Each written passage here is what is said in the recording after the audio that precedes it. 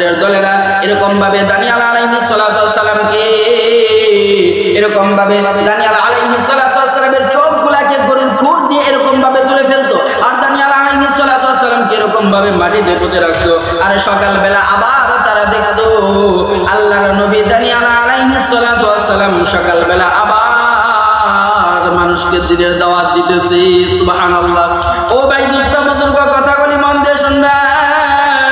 এই দানিয়াল নবীর 70 থেকে 72,000 উম্মত ছিল ওই জামানায়। সমস্ত উম্মত ওই বখতে নাসারকে সিজদা করত, ওই বখতে নাসারের ভয়ে সমস্ত উম্মত তাদেরকে সিজদা করত। ও ভাই দোস্ত বুজুর্গ কথাগুলি মন দিয়ে শুনবেন। এই বখতে নাসার এই দানিয়াল আলাইহিস সালাতু ওয়াস সালামের সমস্ত উম্মতকে এরকম ভাবে জেলখানায় বন্দী করে ফেললেন। একজন ইমানদার মহিলা এবং পুরুষ বাহিরে নাই রে ভাই দোস্ত বুজুর্গ, সকলকে এরকম ভাবে জেলখানায় বন্দী করে ফেলছেন। এবারে দানিয়াল আলাইহিস সালাতু ওয়াস সালাম ওই জেলখানায় বসে কান্দে আর বলে আল্লাহকে, আল্লাহ এই শেষ বয়সে তুমি আমাকে এই আমার কপালে একটা জেলখানা রাখছো, এই কথা বলে কান্না করে এবার সমস্ত উম্মত দানিয়ালের বুঝতে পায় তাদেরকে মারধর করা হয়, এরকম ভাবে অত্যাচার করা হয়, এরকম ভাবে অত্যাচার করা হয়, কিন্তু তাদেরকে ভালোভাবে খাবার দেওয়া হয় না।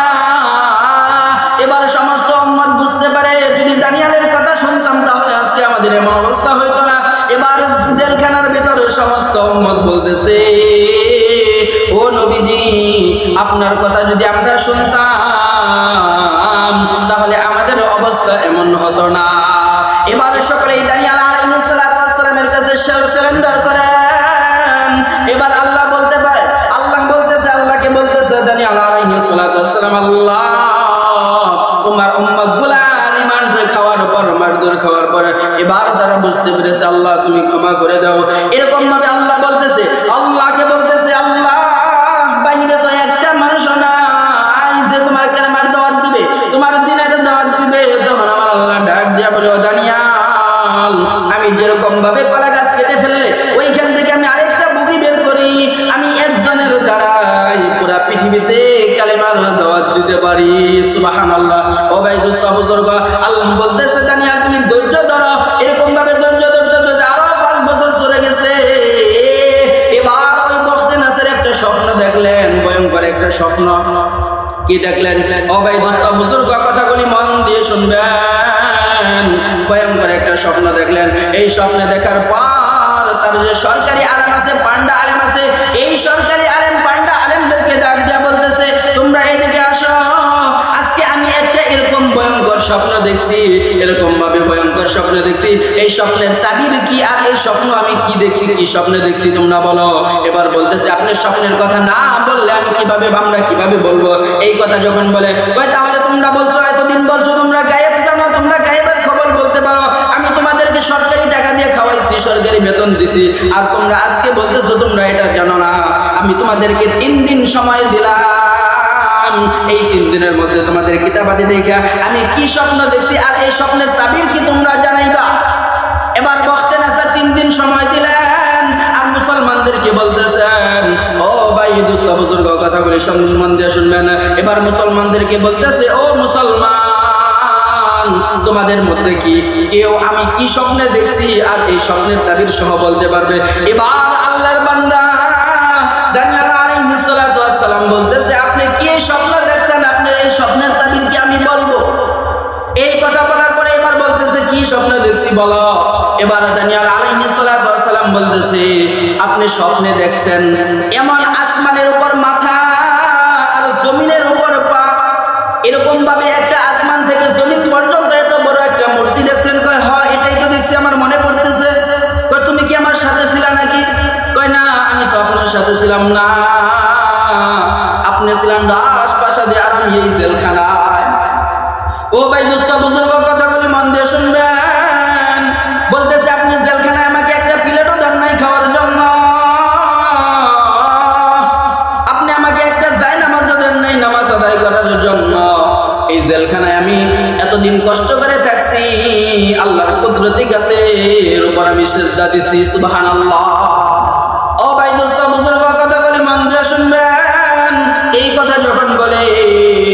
এবার দানিয়েল আলাইহিস সালাম বলতেছে, আপনি দেখছেন এত বড় একটা মূর্তি, আর এই মূর্তি দেখার পরে আর আপনি এই মূর্তিটা দেখছেন? কয় হ্যাঁ আমি এটাই তো দেখছি।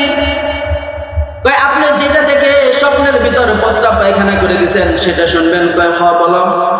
আমি তো স্বপ্নের ভিতর প্রস্রাব পায়খানা করে দিছি। আপনি দেখছেন এত বড় একটা আসমান থেকে জমিন পর্যন্ত এত বড় একটা মূর্তি, এই মূর্তির উপরে ছোট্ট একটা পাথর এরকম ভাবে মাথার উপর রাখা হলো। মাথার উপর পরে ওই ছোট্ট পাথর দ্বারা সমস্ত এত বড় মূর্তিটা এখন ভেঙে চুরমার হয়ে গেছে। কয় হয় এটাই তো আমি দেখছি। কয় তুমি কি আমার সাথে ছিলা নাকি?